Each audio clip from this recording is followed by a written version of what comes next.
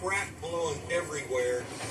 You're driving back to your hotel in a desert resort town. The lights are out. And a full-blown gale rips through the city. The winds are still 60, 70 mile an hour. Heavy winds run wild. Holy. Oh, a tree just came down a in front tree of us. just came down in front of us. Oh, Oh my Christ. God. Is there any place to go through there? Oh my word. Look at it falling off the trees. Oh my word. Look at this. Oh, For you, winds like this are more than just an inconvenience. just need to get out of here. They can be deadly. Oh, You need to make a choice. To protect yourself, would you? A. Slow down and continue driving your way through it. B. Step on it. The sooner you get home or to shelter, the sooner you'll be safe. Or C. Drive close to other vehicles to help block the wind. oh my word. Oh man. The choice is yours, but do you really need to worry? The truth about wind might blow you away. Wind is basically the motion of air from an area of higher pressure to an area of lower pressure. So the atmosphere doesn't like that when there's an imbalance. And what it wants to do is move that air over to the area where there's lower pressure so it can equal it out, essentially. So the National Weather Service issues high wind warnings for certain criteria. That's 58 miles per hour or higher. So if you have a wind gust that reaches that level or more, that's a danger to your life or property. The dangers of driving in high wind are dealing with your handling abilities of your vehicle. If the wind is pushing your vehicle around, it's difficult to maintain its control. If you are operating a high-profile vehicle, such as a truck, a commercial vehicle, or a box van, you are more susceptible to being pushed by the high winds because it acts as a sail. Gusts as slow as 15 miles an hour are enough to tip a semi. In just Kansas alone, there are an average of 1,000 wind-related crashes every year, which leads us back to you. Oh, Violent gusts threaten to roll your ride and topple trees on top of you. Holy. A tree just came down a in front tree of us. just came down in front of us. So do you know how you'd weather heavy winds on a roadway? If you pick A, to slow down as you make your way through, you might just breeze through this hazard.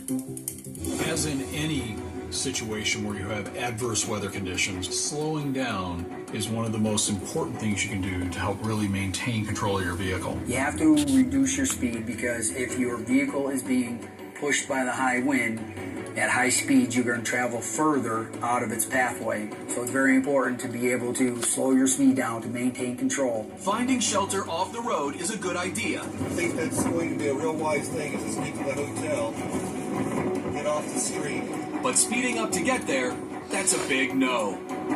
Increasing your speed causes you to cover more distance if your vehicle is being pushed by the wind out of its pathway. Your reaction time at high speeds becomes much more problematic if you need to use evasive steering, and you may not be able to keep your vehicle under control at higher speeds. It's more difficult to do that. If you're driving faster, it's going to increase the likelihood that you're going to lose control of your vehicle. So again, if it's windy, it's time to slow down.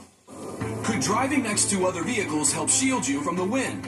If a vehicle is large enough to shelter you from the wind, it's also large enough to be impacted by the wind. You should not stay close to other vehicles in high winds because, for example, if you are next to a high-profile vehicle, it can act as a windbreak, and then as the vehicle moves, it can cause a gusting condition, causing you to lose control of your vehicle. If you're traveling in close proximity to another vehicle and it loses control, you can be involved in a crash with that vehicle because you cannot react quickly enough. Drafting doesn't happen at highway speeds. It's never advisable to maintain your position alongside another vehicle to shield you from the wind. Trying to get the windbreak from the truck. Even if you've driven a small vehicle in the wind, you felt how it pulls the car all over the road. As the vehicle gets larger, you're going to expect that phenomenon to be even stronger. And so again, time to slow down, take your time to get where you're going. Look at this pile in the middle of the street. Look at all of that.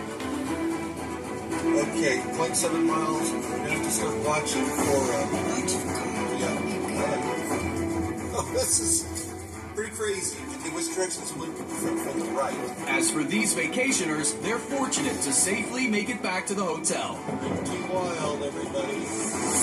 If you want to dodge the danger of heavy winds on the road, slow down and keep your distance from other vehicles, especially semis. Follow this advice and it should be smooth sailing for you through heavy winds. Oh my God! Oh. Average wind speeds in the United States? The title of Windy City should go to Amarillo, Texas, which has an average wind speed of 13.6 miles per hour. Chicago, with winds averaging around 10 miles an hour, isn't even in the top 10.